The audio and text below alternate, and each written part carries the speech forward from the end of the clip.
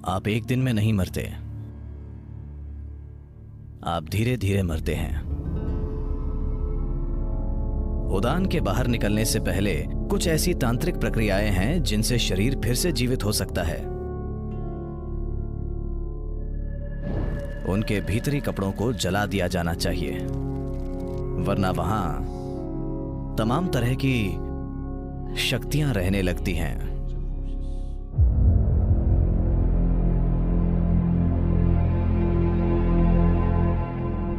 नमस्कार सदगुरु। मेरे पिता की मृत्यु के बाद भी मेरे पास उनके कई कपड़े हैं, पर मुझे पता है कि कुछ परंपराओं के हिसाब से मृत्यु के कपड़े नहीं रखने चाहिए। तो मुझे क्या करना चाहिए? जब आपका जन्म हुआ था, आपका जन्मदिन क्या है?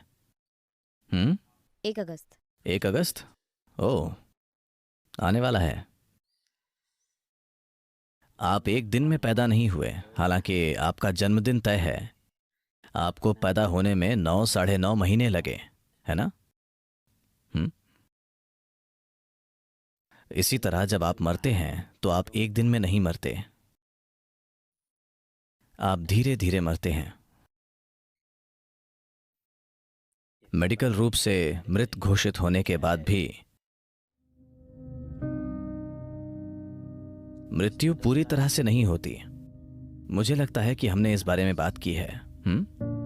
5 प्राण धीरे धीरे कदम दर कदम बाहर आते हैं। भौतिक जीवन ऊर्जा, जिसे आमतौर पर प्राण कहते हैं, उसके 5 मूल रूप हैं। 10 हैं, पर वो मुश्किल होगा, तो हम 5 ही समझेंगे। उन्हें कहते हैं समान, प्राण, उदान, अपान और व्यान।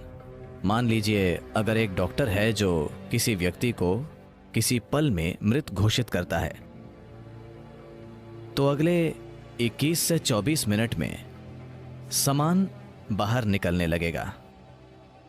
यानी शरीर में तापमान बनाए रखने के लिए समान जिम्मेदार है। सबसे पहले शरीर ठंडा होने लगता है। पारंपरिक रूप से मृत्यु का पता लगाने के लिए नाक को छुआ जाता है। अगर नाक ठंडी हो गई है तो वे समझ जाते हैं कि व्यक्ति मर चुका है। वे आंखें या दूसरी चीजें नहीं देखते, वे सिर्फ नाक को छूते हैं। नाक ठंडी है यानी व्यक्ति मर चुका है। तो समान तब बाहर निकलता है। 48 से 64 मिनट के बीच प्राण निकल जाता है। उसके बाद 6 से 12 घंटे में उड़ान निकलता है। उड़ान के निकलने से पहले कुछ तांत्रिक प्रक्रियाओं से शरीर फिर से जीवित हो सकता है, पर उड़ान निकलने के बाद एक बहुत सूक्ष्म मौका होता है, पर वो प्रैक्टिकल नहीं है। सिवाय उसके, उड़ान के जाने के बाद शरीर फिर जीवित नहीं हो सकता। अगला है अपान, जो 8 से 18 घंटे के बीच बाहर निकल जाता है। व्यान, जिसकी प्रकृति सुरक्षित रखने की होती है, वो उसके बाद बाहर निकलता है। सामान्य मृत्यु हो तो ये 11 से 14 दिनों तक बाहर आता रहता है। एक दिन शंकरन पिल्लई अलमारी में कुछ ढूंढ रहे थे। कुछ देर बाद पत्नी ने आकर पूछा, क्या कर रहे हो? उन्होंने कहा, नहीं कुछ नहीं, मैं कुछ नहीं कर रहा हूं। पत्नी ने कहा, क्या कह रहे हो कुछ नहीं? मैं पिछले आधे घंटे से देख रही हूं, तुम हमारी शादी का प्रमाण पत्र पढ़ रहे थे, क्या बात है? शंकरन पिल्लई बोले, मैं एक्सपायरी डेट ढूंढ रहा हूं।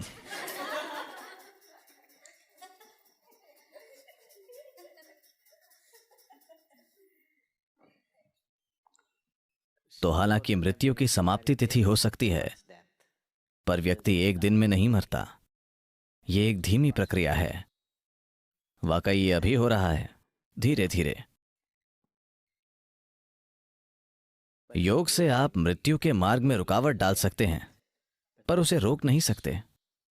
हाँ, दैनिक अभ्यास एक रुकावट है जिससे यह धीमा हो जाता है, पर रुकता नहीं है।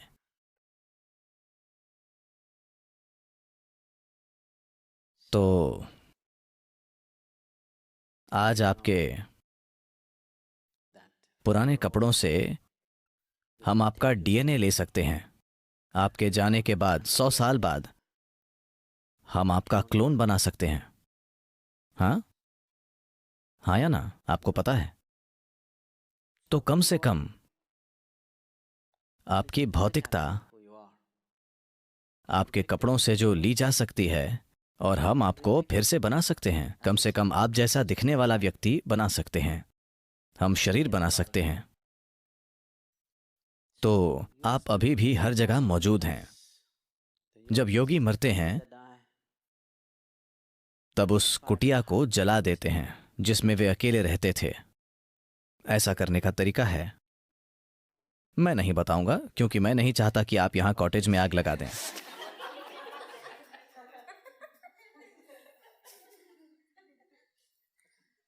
तो वे हमेशा उस झोपड़ी को जला देते हैं जिसमें वे रह रहे हैं, क्योंकि वे नहीं चाहते कि डीएनए का एक भी अणु वहां जीवित रहे। क्योंकि जब एक तरह से आपका शरीर मौजूद होगा, अगर उससे आपका शरीर फिर से बन सकता है तो जाहिर है कि आपका शरीर मौजूद होता है ना? तो उस व्यक्ति द्वारा छुई गई हर चीज जलाई जाती है, सब साफ किया जाता है। इसी वजह से यही एक मुख्य कारण है कि आध्यात्मिक पथ पर लोग अपनी भौतिक संपत्ति को इतना कम रखना चाहते हैं। अगर आप एक सन्यासी के कमरे में जाएंगे तो आप देखेंगे 3 जोड़ी कपड़े अच्छे से रखे हुए होंगे, पानी पीने के लिए बस एक बर्तन, खाने के लिए एक थाली और सोने के लिए सिर्फ एक चादर। And that's it. एक भी अतिरिक्त वस्तु नहीं, क्योंकि वो संसार की कई चीजों को छूना नहीं चाहता। वो इसे कम से कम रखना चाहता है, क्योंकि उसे पता है कि यदि वो अपने शरीर को चारों ओर फैलाएगा तो उसे इकट्ठा करना और जाना बहुत कठिन होगा। इसीलिए वो किसी भी तरह के शारीरिक संबंध नहीं बनाता है, क्योंकि वो समझता है कि अगर उसका शरीर हर जगह होगा तो उसे इकट्ठा करके जाना बहुत मुश्किल होगा। जो लोग आपके शरीर से आए हैं वे भी समय आने पर आपके साथ नहीं जाना चाहते। वे नहीं आएंगे। वे कहेंगे आई लव यू, पर वे आएंगे नहीं। तो मृत्यु होने पर वो व्यक्ति जैसा था उस हिसाब से ये चीजें संभाली जानी चाहिए। आज की दुनिया में जब लोगों ने 3 जन्मों के लिए पर्याप्त कपड़े, 10 जन्मों के लिए पर्याप्त जूते इकट्ठा कर लिए हैं, तो वो सब जला देना सरासर बर्बादी होगी। और वैसे भी उनके जीने का तरीका और शरीर छोड़ने का तरीका ऐसा होता है कि वे हमेशा इस धरती पर फिर से आते हैं। सब जलाने का कोई मतलब नहीं है। कम से कम जो चीजें शरीर से बहुत करीब से जुड़ी हुई हैं, जैसे उनके भीतरी कपड़े और वैसी चीजें जला देनी चाहिए। उन्हें जरूर जलाना चाहिए, क्योंकि वरना वो जीव आसानी से आगे नहीं बढ़ पाएगा। वो समझ नहीं पाएगा, उसमें यह समझने का विवेक नहीं होगा कि उसे यहां होना चाहिए या वहां होना चाहिए। वो तय नहीं कर पाता। निर्णय लेने की क्षमता नहीं होती, क्योंकि विवेक नहीं होता। शरीर छूटने के बाद प्राणी चीजों में फर्क नहीं कर पाता, तो निर्णय नहीं होता, बस प्रवृत्ति होती है। यहां बहुत सी चीजें हैं जो शरीर की हैं, वो उनके पास रहेगा, खासकर पहले कुछ दिनों में। तो अगर घर में बहुत सारे इस्तेमाल किए गए कपड़े हैं, जो कि पश्चिमी दुनिया में एक समस्या है, क्योंकि कपड़े इस तरह के हैं और समाज के तौर तरीके ऐसे हैं कि हो सकता है कोई 6 महीने वही जैकेट बिना धोए पहनता रहे। हाँ, आप उसका इस्तेमाल करते हैं और वहीं लटका देते हैं, क्योंकि वहां ठंड है और शायद आपको इतना पसीना नहीं आता, इस्तेमाल करके लटका देते हैं। भारत में ऐसा संभव नहीं। अगर किसी चीज का इस्तेमाल होता है तो उसे धोया जाता है। कपड़ों की प्रकृति, वातावरण और सामाजिक तौर तरीके ऐसे हैं, पर यह बदल रहा है, क्योंकि ज्यादातर लोग चीन में बने कपड़े पहन रहे हैं, न कि भारत में बने कपड़े।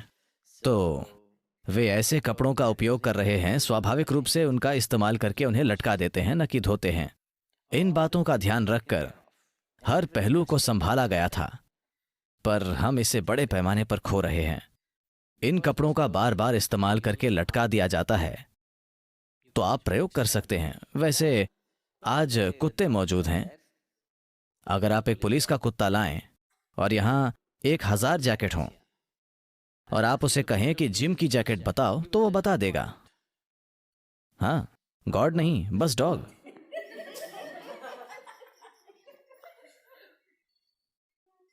तो जाहिर है आप वहां उस जैकेट में कई तरह से मौजूद हैं, है ना, जिसे कुत्ता भी देख सकता है।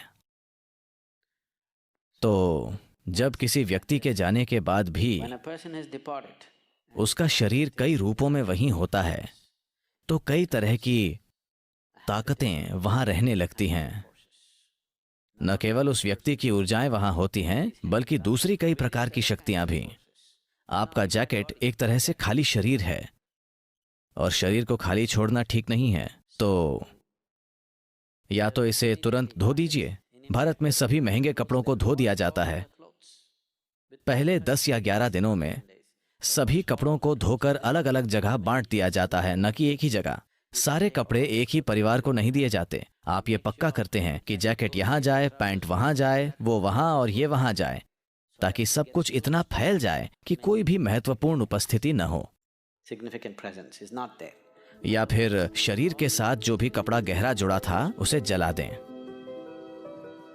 इनमें से एक काम जरूर करना चाहिए। या तो आपको उन्हें 50 राज्यों में देना चाहिए, ताकि बूढ़ा व्यक्ति भ्रमित न रहे कि कहां जाना है, या आपको उन्हें जला देना